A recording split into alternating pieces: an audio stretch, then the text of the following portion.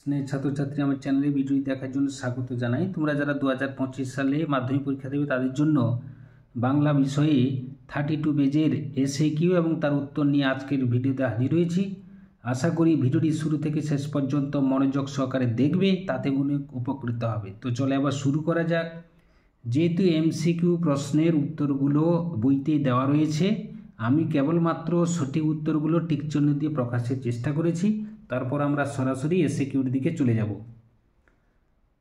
তোমার গল্প দিব্যি হয়েছে। তোমার গল্প তো দিব্যি হয়েছে, বক্তাকে ছোট মেশো, খুবই গুরুত্বপূর্ণ প্রশ্ন। এরপর 1-5 দেখে কবির সঙ্গীতে বেজে উঠেছিল, কি বেজে উঠেছিল? সুন্দরের আরাধনা, এটাও গুরুত্বপূর্ণ প্রশ্ন। ত্রিফলা কি? হরিত কি? বহেড়া আমলকি হলো ত্রিফলা। শ্রীপান্ত ফিনিশি হলে বনের প্রান্ত থেকে কুড়িয়ে নিতেন। কি কুড়িয়ে নিতেন? একটা হাড়, এবং সেটাকে দিয়ে তিনি কলম বানিয়ে লিখতেন। আগামীকাল তীর্থে যাত্রা করবে, এখানে কোন কারকের প্রয়োগ ঘটেছে? নিমিত্ত কারকের প্রয়োগ ঘটেছে। পরবর্তী পেজে সমাসের মূল অর্থ হচ্ছে একাধিক পদের এক পদে পরিণতি লাভ। খুবই গুরুত্বপূর্ণ প্রশ্ন।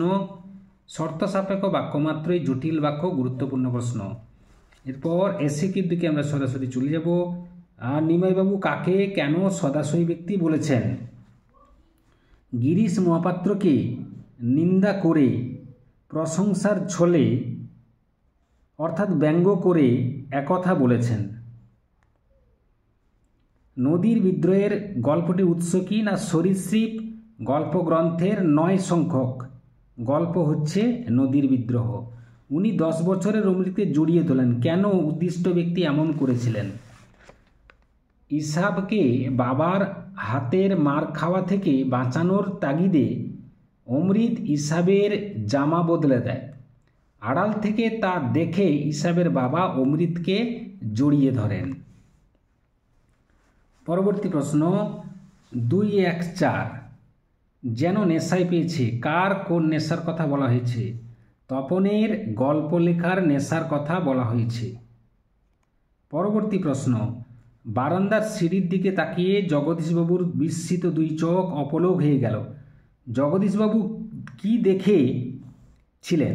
সাদা থান, উত্তরীয় পরিহিত আদুর গায়ের বিরাগী সন্ন্যাসী হরিদাকে দেখে তাঁর 2 চোখ অপলক হয়ে গিয়েছিল।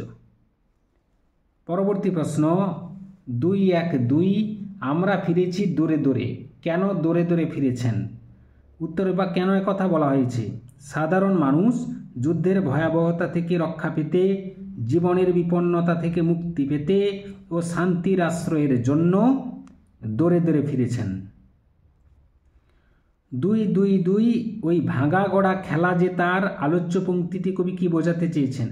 ধ্বংসের পরেই নবসৃষ্টি অর্থাৎ চিরসুন্দরের প্রতিষ্ঠা বোঝাতে কবি আলোচ্য পংক্তিটি অবতারণা করেছেন। মনেতে কৌতুকবাসী, কার মনে কখন কৌতুক জেগেছিল? খুবই গুরুত্বপূর্ণ প্রশ্ন। সিন্ধু তীরে ভ্রমণকালে দূরে এক মান্দাস দেখে পদ্মার মনে কৌতূহল হয়েছিল। মাথায় কত শকুনচিল, শকুনচিল বলতে কি বুঝিয়েছেন? আগ্রাসী মানুষদের, যারা নৃশংসতায় হরণ করে মানুষের সুখ শান্তি ও সম্পদ, তাদেরকেই এখানে শকুনচিলের প্রতীকে বোঝাতে চেয়েছেন। 2-2-5 অসুখী একজন কবিতায় শিশু আর বাড়ির খুন হয়ে যাওয়া কোন প্রতীকী তাৎপর্যে প্রযুক্ত হয়েছে? রক্তক্ষয়ী যুদ্ধের করাল গ্রাসে নিষ্পাপ প্রাণ গেল, নিরাপদ আশ্রয়ের চিহ্নটুকু মুছে গিয়েছিল, ধ্বংস সাধন ও বিভৎসতা চরমে উঠেছিল। পরবর্তী প্রশ্ন 2-3-1 সম্পাদকের কি উচিত বলে প্রাবন্ধিক মনে করেছেন? উত্তর হবে সম্পাদকের উচিত অবিখ্যাত লেখকের বৈজ্ঞানিক রচনা প্রকাশের আগে অভিজ্ঞ লোককে দিয়ে যাচাই করে নেওয়া, তারপর প্রকাশ করা। পরবর্তী প্রশ্ন তাদের নতুন করে শিখতে হচ্ছে। কাদের নতুন করে শিখতে হচ্ছে? আমাদের সরকার যে ক্রমে ক্রমে রাজকার্যে দেশি পরিভাষা চালাচ্ছেন, তাতে অনেকে মুশকিলে পড়েছেন, কারণ তাদের নতুন করে শিখতে হচ্ছে। 2-3-3 ইংরেজি শব্দ বাংলা বানানে চালানো ভালো। কোন প্রসঙ্গে প্রাবন্ধিক একথা বলেছেন? যতদিন উপযুক্ত ও প্রামাণিক বাংলা শব্দ রচিত না হচ্ছে বা না হয় ততদিন লেখকের মতে ইংরেজি শব্দ বাংলা বানানে চালানো ভালো। পরবর্তী প্রশ্ন 2-3-4 বড়রা শিখিয়ে দিয়েছিলেন। বড়রা কি শিখিয়ে দিয়েছিলেন? বড়রা শিখিয়ে দিয়েছিলেন কলম শুধু সুচলো করে মুখ চিরে দিতে, যাতে একসঙ্গে কালি গড়িয়ে না পড়ে, যাতে চুঁইয়ে পড়ে লেখার পাতে। ওরা ভয়ে কাঠ হয়ে গেল ভয়ে, উত্তর হবে নিমিত্ত কারকে এ বিভক্তি। 2-4-2 করণে বিপ্সা কাকে বলে? বাক্যে করণ পদটি বারবার ব্যবহৃত হলে তাকে করণে বিপ্সা বলে। যেমন চোখে চোখে কথা বলে, এখানে চোখে চোখে হলো করণে বিপ্সার উদাহরণ।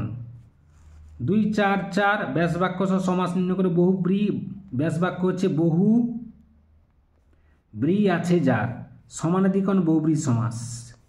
2-4-5 সেই মেয়েটির মৃত্যু হলো না, ইতিবাচক বাক্যে পরিণত করো, সেই মেয়েটি বেঁচে রইল। এরপরে 2-4-2 সন্ধি সমাসের মধ্যে মিল অমিল দেখাও। সন্ধিও সমাস উভয়ই পদ সংক্ষেপ ঘটিয়ে বা পদসংক্ষেপ ঘটিয়ে বাক্যের সৌন্দর্য বৃদ্ধি করে। অমিল হচ্ছে সন্ধিতে বর্ণের সঙ্গে বর্ণের মিলন হয়, যেমন বিদ্যাযুক্ত আলো বিদ্যালয়। সমাসে পদের সঙ্গে পদের মিলন হয়, যেমন দশ আনন যার দশ আনন। গঠনগত দিক থেকে বাক্য কয় প্রকার ও কী কী? বাক্য হচ্ছে গঠনগত দিক থেকে 4 প্রকার, যথা সরল বাক্য, জটিল বাক্য, যোগী বাক্য এবং মিশ্র বাক্য। পরবর্তী প্রশ্ন, বাচ্যান্তর কাকে বলে? উদাহরণ দাও। কোনো বাক্যের অর্থ পরিবর্তন না করে তাকে এক বাচ্য থেকে অন্য বাচ্যে রূপান্তরকেই বাচ্যান্তর বলে। যেমন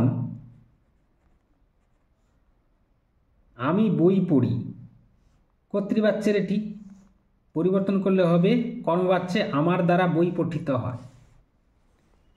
2-4-8 কেবল হাঁটা ব্যাসবাক্যটিকে সমাসবদ্ধ করে সমাস হল কেবল হাঁটা সমাসবদ্ধ করতে হচ্ছে হাঁটাহাঁটি। উদাহরণ হচ্ছে নিত্য সমাস, অর্থাৎ নিত্য সমাসের দৃষ্টান্ত। 2-4-9 আমরা সব জানি কর্মবাচ্যে পরিণত করো, আমাদের কর্তৃক সব জ্ঞাত হয়। 2-4-10 উদ্দেশ্য কর্ম বিধেয় কর্ম কাকে বলে? উদাহরণ সহ বোঝাও। দ্বিকর্মক ক্রিয়া যুক্ত বাক্যে একটি কর্মের পরিপূরক হিসাবে আরেকটি কর্মের প্রয়োজন হলে বিভক্তিযুক্ত স্বাভাবিক কর্মকে উদ্দেশ্য কর্ম বলে এবং পরিপূরক কর্মকে বিধেয় কর্ম বলে। তাহলে বাবা মাকে শ্রদ্ধা করবে, তাহলে বাবা মাকে হচ্ছে উদ্দেশ্য কর্ম আর শ্রদ্ধা হচ্ছে বিধেয় কর্ম। এই ছিল আজকের ভিডিও। আশা করি ভিডিওটি ভালো লেগেছে, লাগলে অবশ্যই একটা লাইক করে দাও, শেয়ার করে দাও। চ্যানেল নতুন হয়ে থাকলে চ্যানেলটি অবশ্যই সাবস্ক্রাইব করে চ্যানেলের পাশে থাকো।